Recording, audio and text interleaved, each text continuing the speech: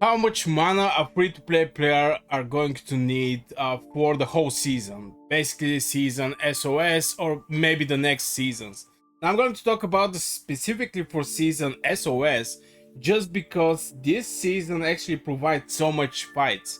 Now after gate 1 you have huge quash against other alliances that are close to your power, so that means when you're close to somebody to power, there's going to be more time for progressing, more time for defending. It's just more time, more fights.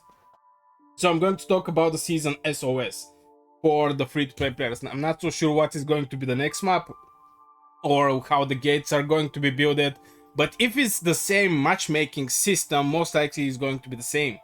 Now first I have to mention I'm not a free-to-play player, but I use my resource healing, my elixir healing over my tier 5 troops.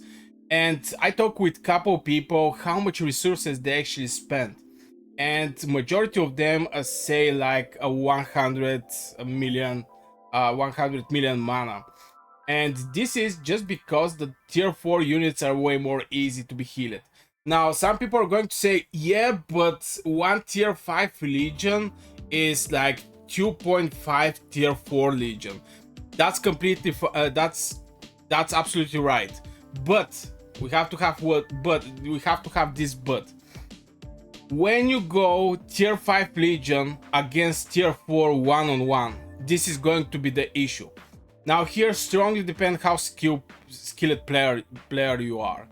If you manage to end up with 20 legions attacking you March, most likely you're going to have a lot of resource healing this season.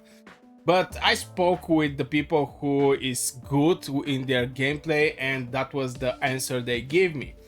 And again, the main reason is just is cheap, like 111k of the ballista. I still heal myself from all these fights. It's like 2.7 million mana. That's not much. I mean, this is like 2 times you go out with your legion.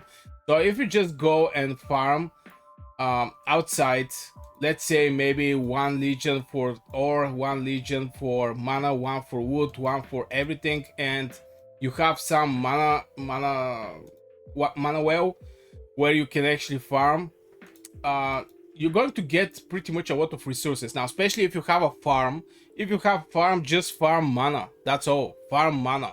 Your farms are going to provide you with the rest of the resources. Your main castle is going to just farm mana. I think most of the people with farms already know that, but I need to mention that. So in point of fights, you're going to get more casualty from tier 5 player, period. It is what it is. Your legion just going to get more damage from the Lilia splash damage, from the Valiant splash damage, from Wilder splash damage. If somebody catch you, you're going to receive more damage. But still, tier 4 troops are cheap to be healed. And on top of that, you also have this elixir healing. Now if you're a free-to-play player, most likely your elixir production is going to be lower from my elixir production, but this is with no boost here. 639, okay, 640k per day elixir healing, free healing. And on top of that, if you use some resources, I think you can for 100 million mana you can have these troops to be able to fight when it's needed.